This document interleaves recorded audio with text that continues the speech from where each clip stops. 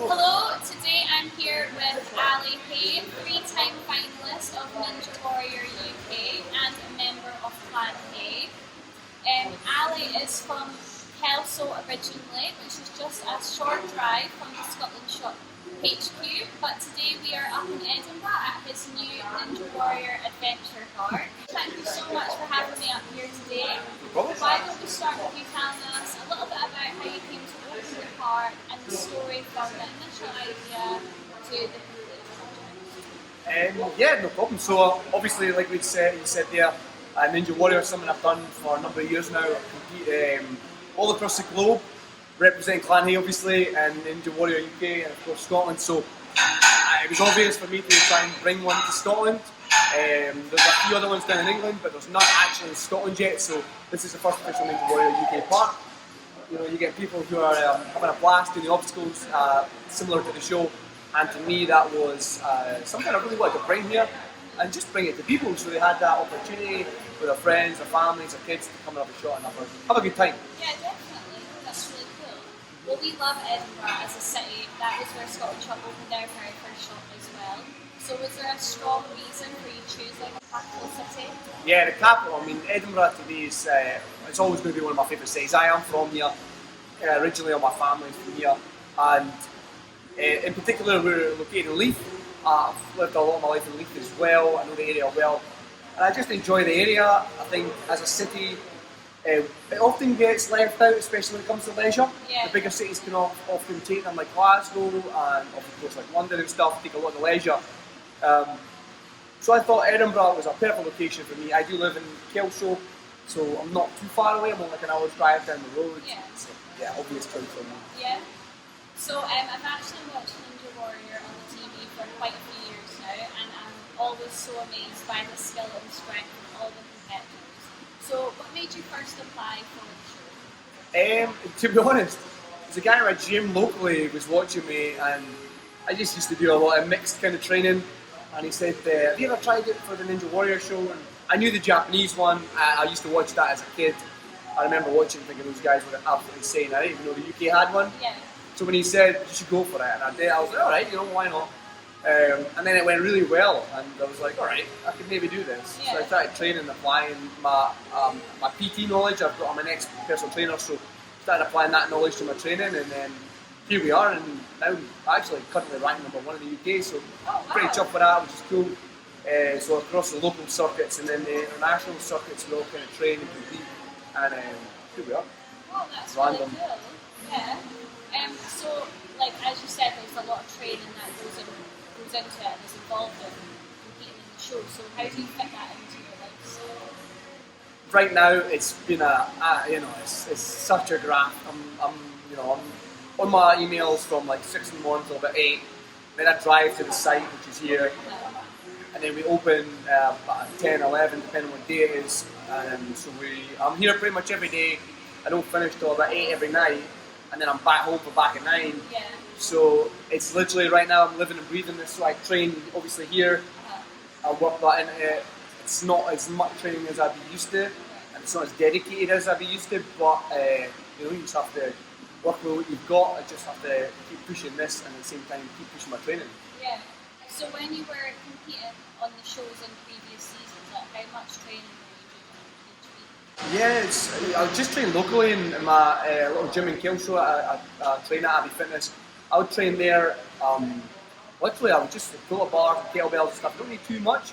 You just have to know how to apply the body to trick it to thinking it's doing certain things to build up certain muscle memory. Yeah. But I mean, I train 6 days a week, sometimes twice a day, depending on what day it was, depending on the order that I train. But I do it full time as an athlete as well, so I am a sponsored athlete in that sense. So I do have a responsibility to set myself up to at least be on competitive level whenever I do compete. Yeah. And at the same time, it sells well because obviously now I've got the site and the park. I'm often getting asked, "Can you show us how to do this?" Or "Let me see you do that run," or whatever. So I'm almost like a performing monkey now too. But it's hard graft, and I think I've got 2 little sons, 2 little boys, who miss desperately at the minute because I'm working so much. So I get them here as much as I can. But to me, being able to show them that there's no excuse not to be keeping keeping fit. No excuse not to be looking after yourself. It's like always one of my kind of top priorities with them. Yeah. So they see me every day working hard and blah blah blah, but they still see me training, and we make a thing of doing it together as a little family, going out and training and whatever. So Yeah. and they really look up to that and enjoy it. Oh, that's so nice. That's so nice. That'll be really exciting for them to come up here. Oh my god, they love it. Yeah. 5 hours, 6 hours later, they're still here. My youngest is only 4. He'll swing around on these rings, like endlessly. Yeah. I'll look over, he's still there. I'm like, it's been like an hour. He's still swinging. See him shaking his hands off.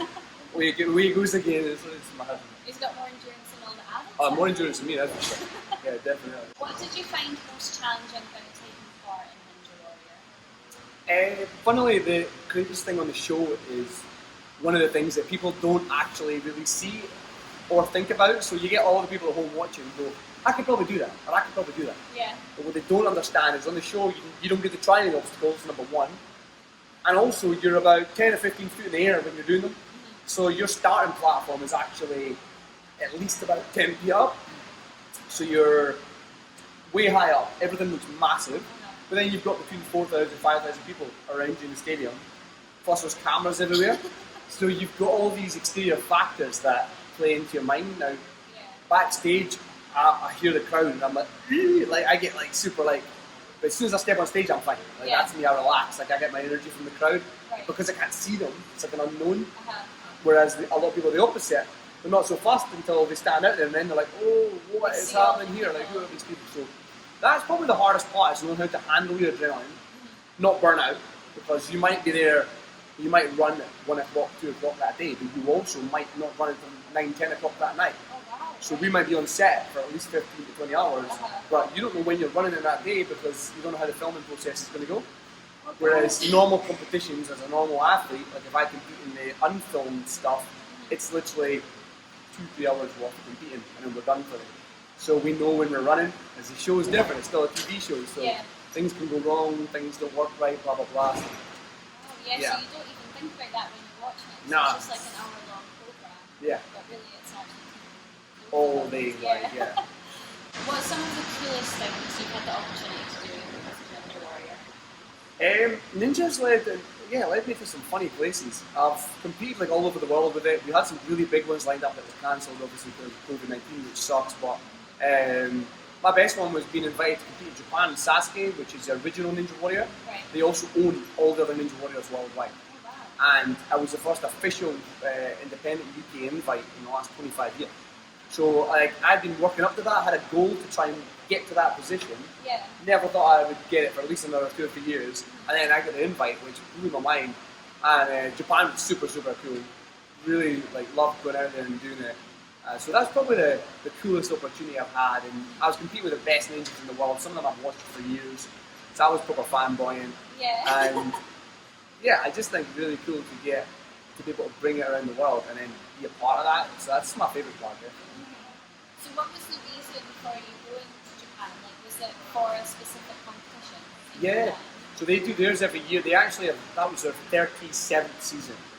And it's like a big thing. They only invite maybe 7, 8 international guests out of their 100. And you run it like that, and I got invited to compete out there. And that was, like I said, it was just such a massive honour to even be asked. Never mind, get out and go do it. Yeah. So that's good. Oh wow, yeah, so where else were you supposed to be going? We had a few other ones lined up. We had France, which was going to be France versus the world, so that would have been Team UK. And we had the Israel All-Stars. There's a big one in Russia that was supposed to be in 5-6 days, obviously that's not happening. So there's, it's a worldwide phenomenon. It's the second fastest growing sport in the world over the last decade, outside MMA, so it's growing really, really quickly, so it's kind of staying on the pulse and making sure you're active within the scene, because eventually I'll be too old, but I'll still want to coach and compete and of course run facilities. It's a really odd thing, so it's for the American audience, Australian audience, etc. You guys know the show. It's huge in America, it's huge in Australia. All my Aussie and Ninja pals and my American Ninja pals, etc. are like, oh, it's massive. It's changed all their lives too. Yeah. That's really cool. So alongside all of this, you also have the mobile bar company. Is it called The Bar? Yeah, I've got the Bar Scotland, yeah. So how did you get involved family. It's a family business. My old man, he's got cheers bars, and he's had pubs his whole life, kind of thing. Right. I mean, I lived in a pub, so I grew up like in that environment. Yeah. And yeah, it was a great opportunity to buy over another company from one of our good friends, Richie Gray. So my old man Mark, he's had that for years, and him and my mum have also ran the Queen's Head in Kelso, and the Town of Arms is Selkirk, so again local to the borders.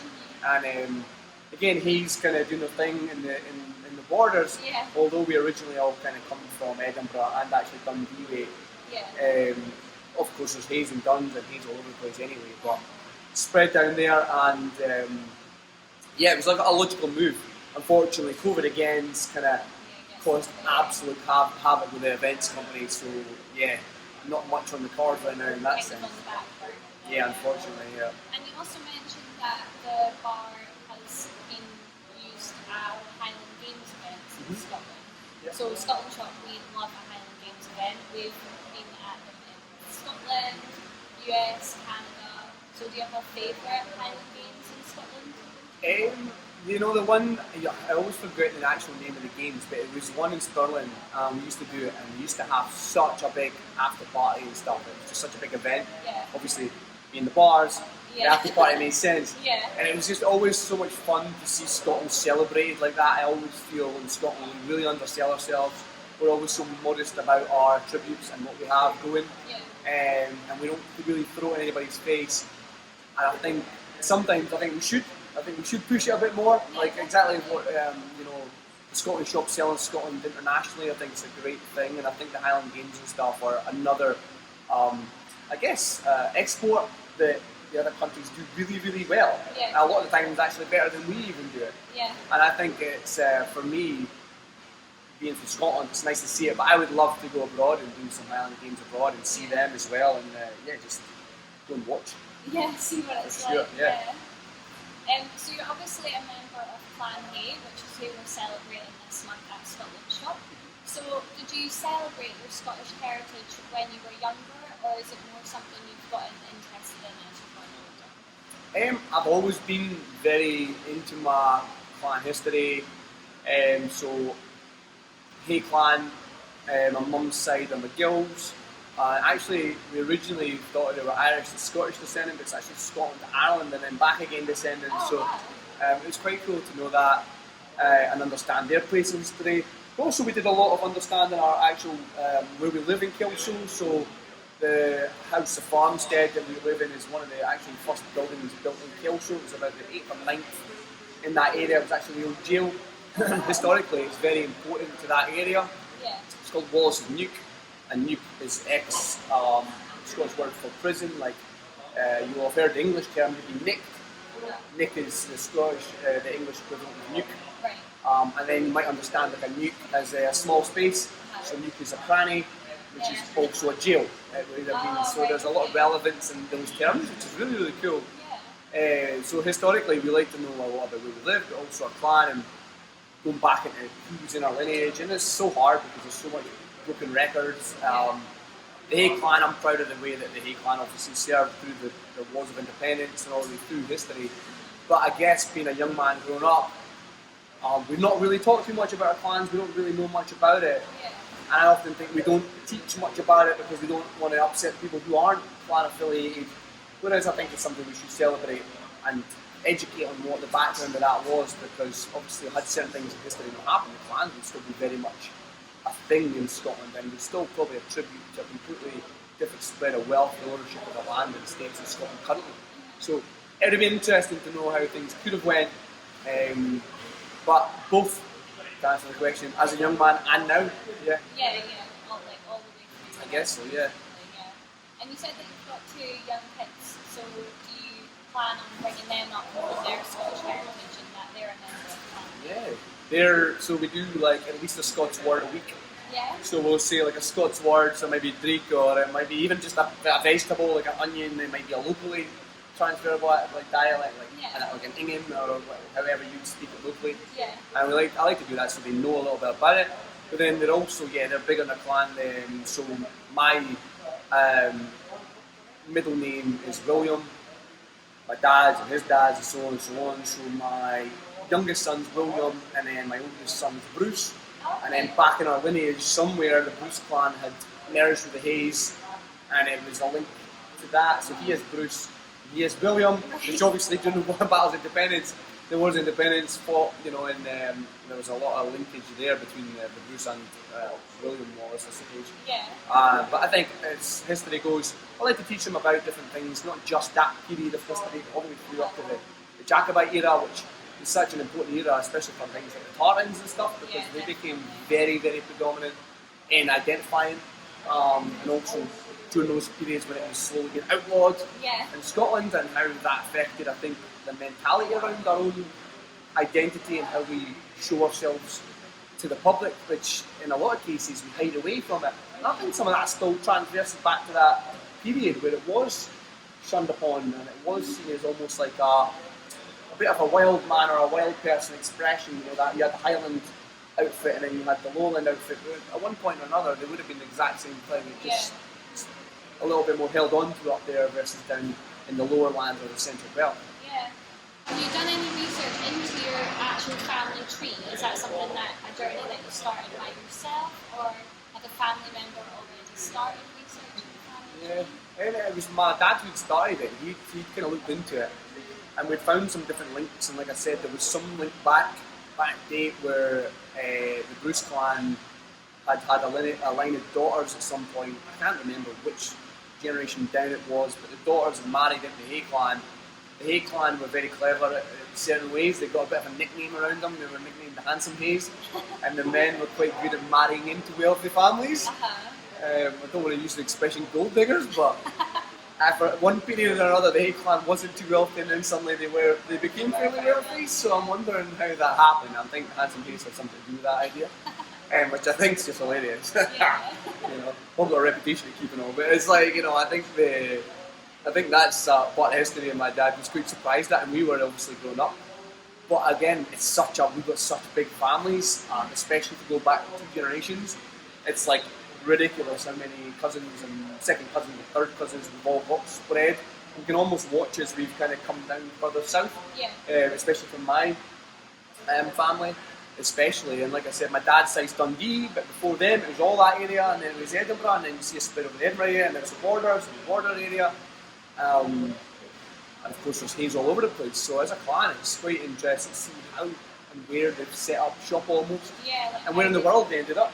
Yeah, exactly. How they've developed through the years. And was there any particularly interesting stories that you managed to uncover when you were looking into it, or that your dad managed to kind of?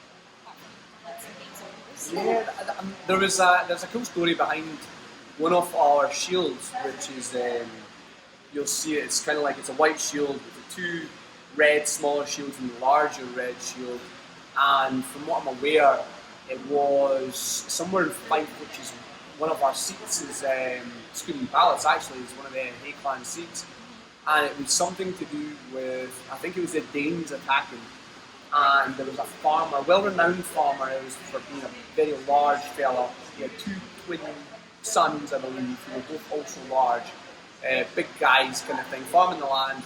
And there was a battle going on between the Danes and another piece of land, coastal. And they'd come in, they were trying to get away from basically this battle, from what I've led to believe, just from the readings we could pick up. And he basically told them they weren't passing the land until they understood what was happening. They managed to rally them all again, and then they fought the Danes back and managed to fight them off. And they got granted X amount of land from whoever the king was at the time. Again, I'm not so up on it. Recently, something we found years ago. So I may be wrong on some of those points, but it was along those lines. And I just remember that story and thinking how easily 1 or 2 people can turn the tide on such big events that could have led to something completely different. But I always like that story. That's a cool story that basically just 2 or 3 people just changed the course of history. It could have changed a lot of things, of who had that land or who settled in that land. And back in those days, when the population was much more limited, the echo effect down history would have been so much bigger, I suppose. You know? Well, thank you so much for speaking to me today, Ali. It's been really, really interesting.